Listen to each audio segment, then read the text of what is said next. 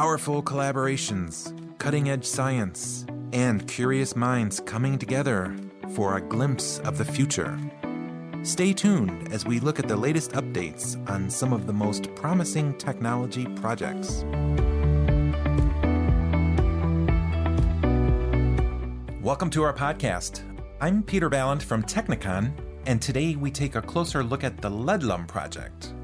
This is an EU-funded effort to bring efficiency and size reduction to the drivers that are used in LED lighting.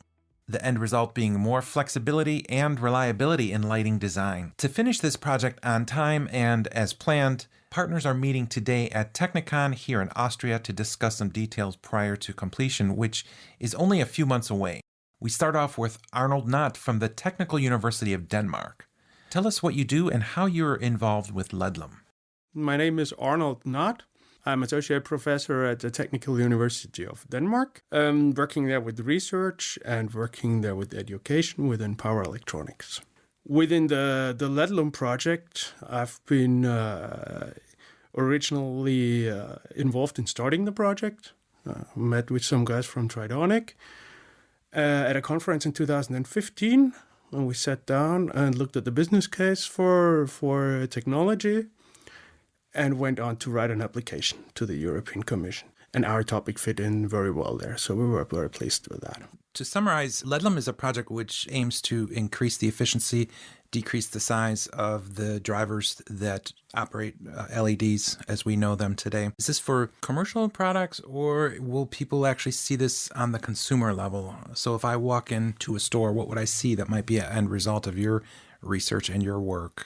Well, what we are expecting to happen very soon within the next couple of years is that the LED drivers will have a way longer lifetime compared to the nowadays LED drivers, but also compared to the old bulbs. So we expect lifetime, and we expect certainly a lot of energy savings, which are there already today in the nowadays LED bulbs, which are out there in the market. So we expect to keep those, and a great improvement from the LEDLUM project should be to decrease the size, increase the power density of the driver, and therefore make it able to fit LEDs in smaller enclosures than before. Okay, and you're here in Austria for a technical meeting for LEDLUM, and this is the end of the second day. How are things shaping up here? Because this project is over in April. So are you on task, or is there a lot of work to be done before April? Well, we are just about to finish off and look at the results that we got. Along the way, the plan changed as we went along in the project. And we're seeing now a great number of good results. We've been playing some Lego there with a lot of brainstorming, a lot of ideas during the last couple of days. We can see that we will actually have a lot of good things to show in a couple of months. Okay, good. What about unexpected things that happened during the course of the project? Well, some unexpected stuff that happened was the level of integration. It actually proved to be possible to do smaller drivers with less integration than we originally thought would be necessary. So we could go along with cheaper components, with components that are available on the market already. So actually those results have accelerated the plan for going to market as far as I can see it. And in LEDLUM, is there a demonstrator at the end that can be shown to the European Commission to say this is what we've done, this is what we've achieved? It looks like from the discussions from the last 2 days here that we will have more than one demonstrator actually, which is good. So we will have low-cost solutions, we will have high-performance solutions, and various other bricks to show that actually fit together. That's one thing. And the other thing of your question is that I hope that we are not only showing it to the European Commission, but we're showing it actually to the public, which makes a difference. Because the European Commission, there's one or two persons that might buy one or two light bulbs. But I hope that we're going to solve at the end ways more LED lighting than just to the European Commission. A lot of time and effort has went into researching LED lights. Can we say that they're here to stay? Oh, I hope that they are definitely here to stay because it looks like they are going to save a lot of energy compared to the 50, 70, 80 watt bulbs that we used to have. Now we're driving them with 3, 10, maybe 11 watts and get the same amount of light out there. So that's making the planet greener than it was before. And on top of everything else that you have to develop with the LEDLUM project, you also have to follow a certain set of standards that are issued by the European Union regarding safety and power consumption and these kinds of things within the homes of consumers. Is that right? Yeah, there's for the European market, there's something called the CE label that you have to confirm with. If you want to go in other markets, like for example the US American market, it would be the FCC label you need to be compliant with. Within a research project, we are not fulfilling all of those criteria, and we don't need to because that's a development project, and the man on the street is not paying for that through the European Commission's taxpayers' money. But we are definitely looking very much sure that we are hitting the target on the most important ones and the most critical ones, and all the other stuff that's normal development will be done after the project by the industry partners. Okay, and how does the European LED market measure up with the rest of the world in terms of lighting? I think everybody has a focus on it, so the whole world is actually working on that. There is a lot of stuff going on in the US. There is a lot of stuff going on in Asia. There are definitely other projects around in the world which are doing good, and which is very great to see. We are getting inspired from them. They are getting inspired from us. We meet each other on international conferences. During the project, we've been in Madrid meeting with people there, and in Taiwan. That's a conference called PowerSoc, Power Systems on Chip, and there we're meeting with international people. The next one is going to be in the US. Next year, in 2020, we are going around the world and visiting those 3 continents and taking turns there.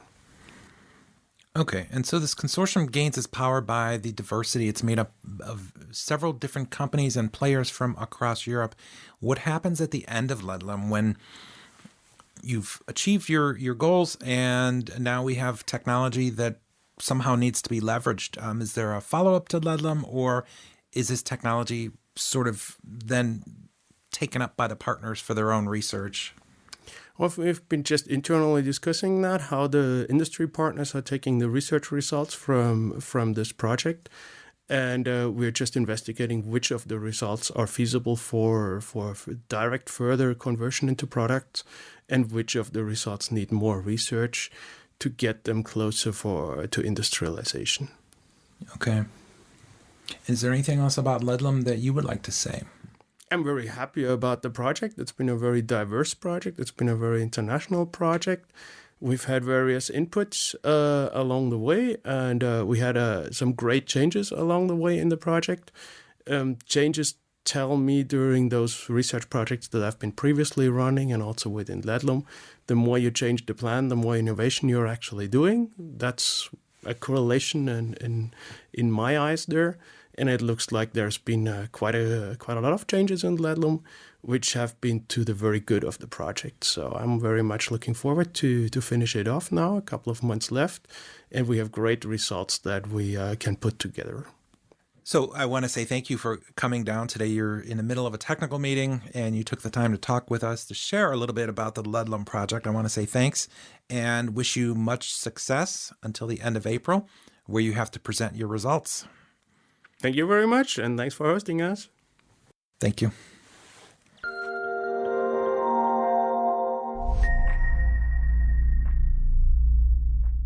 Next up in the studio, we speak with Mickey Madsen. He's the founder and CEO of Nordic Power Converters, which is an innovative company in Denmark that designs and makes small drivers for LED lights.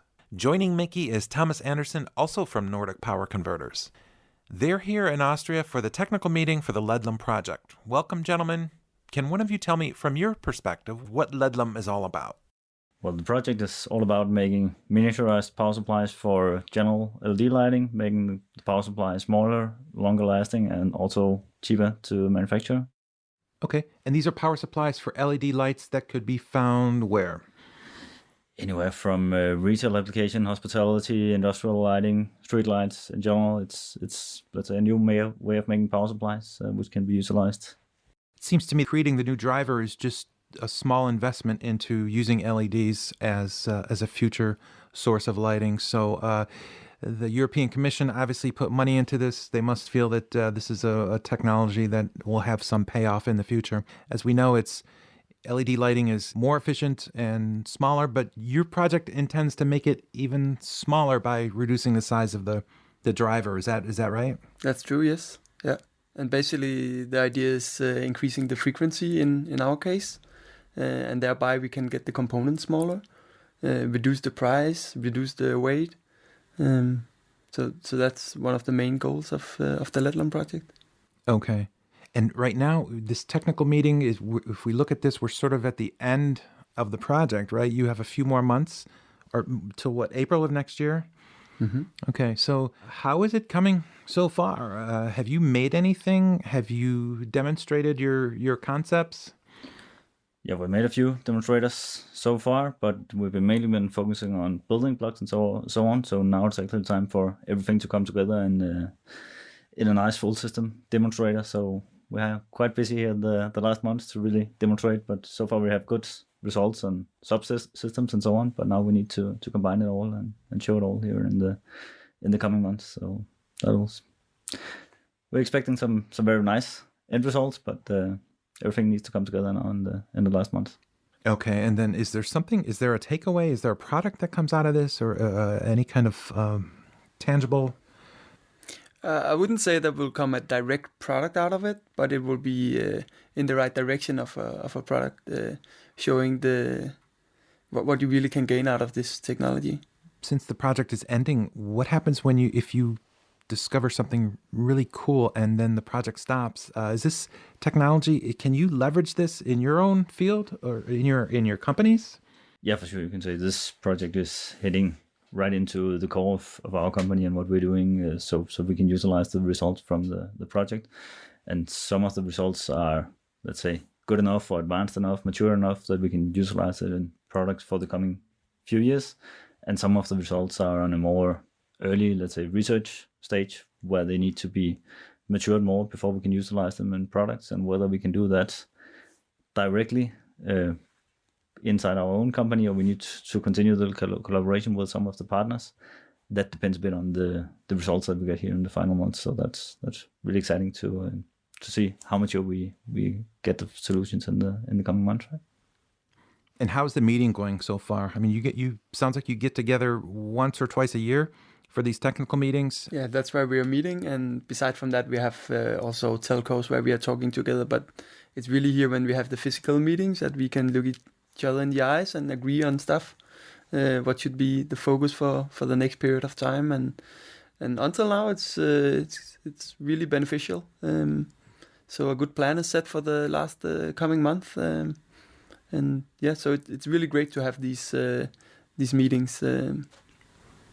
Okay, and for the people who don't necessarily maybe understand how these projects work, what is it in the end? What do you have to do? Do you have to show this to the European Commission? Do you have to give a report? It seems to me that you must have to show in some way that you've completed the project. Yeah, so we need to make a report in written format showing that we reached the target, or at least close to the target that we set for the project.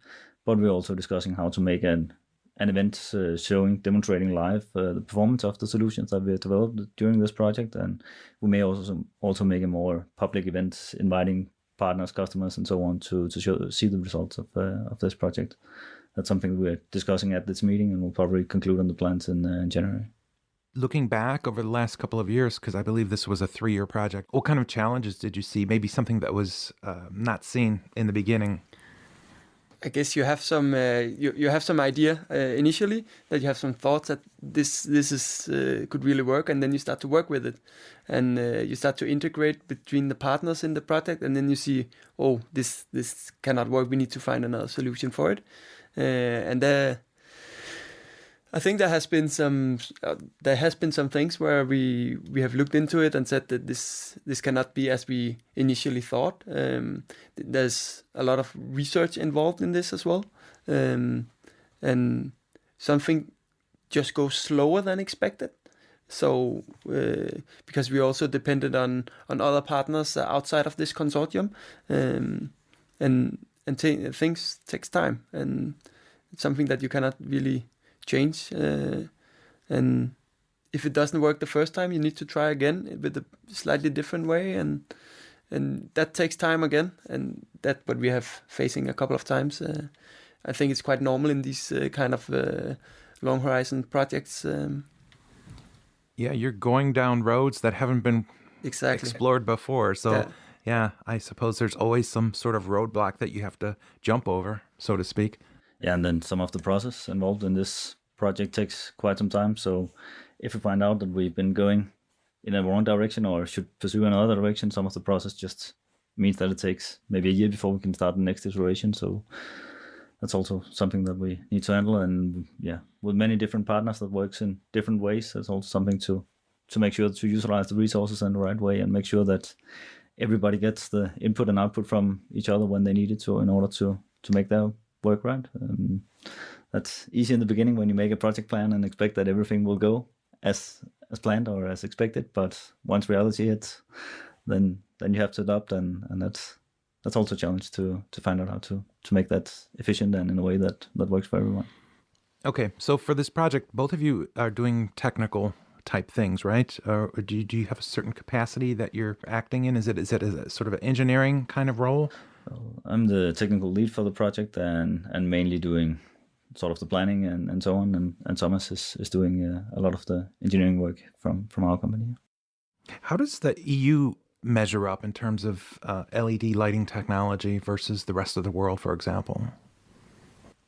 I think EU are performing good and have been for a long time in lighting in general, but are struggling with, or at least there's a strong competition from especially Asia, where they have been very focused on, let's say, cost-efficient solutions previously. They are now starting to move more into the at least mid-end of the market with better design and better performance and better quality, and European manufacturers are sort of struggling to finding their way to make sure that we continue to add more value than our cheaper competitors from the Asia and find ways to differentiate in the market on design, quality, features, and so on. But we need to bring something additional to the market. I think that's one of the places where LEDLUM can actually make a difference and make us capable of making products in a way that our competitors from especially Asia can't do. So when you look at LEDLUM Project, the things that you're studying now, is it reality to think that in 5 or 10 years, this technology could be used in the consumer products that we see or the industrial products that we see out there? Yeah, for sure. I expect it to be much sooner than 10 years. Maybe it's not within the first year, but within 3 or 5 years, for sure, yeah. Okay, so what you're doing today has a real effect on the market in a few years down the road. No doubt. I mean, we can already now see that the results of the project are good. If they are good or great, that's what we'll see in the coming months, but they are already now good enough that we for sure know that we'll utilize them in products going forward. Are there any new or better lighting solutions that might take over in this area, such as laser light, for example? I don't know. You can say that LEDs has changed the industry within a decade, going from incandescent bulbs to LEDs. That's been changing very, very fast. I think it's one of the fastest changes in any industry. Whether that will happen again, I don't expect so. But people weren't expecting that LEDs would change the market so fast as they've done. So for sure, LEDs will be used some places. I don't think it will be possible to compete on price with LEDs. OLEDs will probably also get into the market, especially in designer-oriented lighting and so on. But the efficiency that, at least for now, it seems that you can get with OLED is not as high as LEDs. So I think for general lighting in the mass market, my expectation is that LEDs will be the standard also for the next decades to come. But laser lights and OLEDs will for sure also get more into the market in niches. Yeah. Are there any downsides to LED lighting? Well, one of the downsides which we're trying to solve in this project is that while LEDs are good, they're efficient, they are long-lasting, they're small, giving you new design opportunities and so on, the driver is big and bulky, limiting some of the designs that you have. It's also one of the main failure mechanisms. So with an incandescent bulb, for instance, you don't have this big brick of a power supply needed. You can just plug the 230 volts into the bulb and you have a nice-looking luminaire. Now you suddenly have a big bulky driver that you need to incorporate in the luminaire or hide under the ceiling or something like that. In the same way, the driver is responsible for roughly 90% of the failures in LED products, meaning that even though LEDs are lasting long, some LED products fails much sooner than expected. That can be solved if you are good in your engineering and so on. But I think many consumers have tried to buy an LED product expecting it to last the next decade or two, and finding out that after 6 months you need to change the bulb or something like that. So there are definitely some pitfalls, and there are much more factors to take into account: the quality of the light coming from the LEDs, the flicker, the power factor, the THD. There are many terms involved in an LED lighting, which weren't really a question with the incandescent bulbs, because it was just more or less the same for all products, right? So when we as consumers walk into the lighting store and we see some really cool looking, sleek designs that are really tiny, we have you guys to thank, right? Exactly. Do you have anything to add about LEDLUM? I think the next couple of months will become interesting to see the actual outcome, the final outcome of the project. Yeah, agreed. And so I just wanted to say thank you for taking the time out of your schedule to come down here and talk with us. I know that it's busy, you have a lot of work to do, but it's nice to sit down and talk about some of the aspects of this project that might affect our listeners. So thank you for being here today. Welcome. Thank you. This podcast has been brought to you by Technicon. The LEDLUM project has received funding from the European Union's Horizon 2020 Research and Innovation Program under grant agreement number 731466.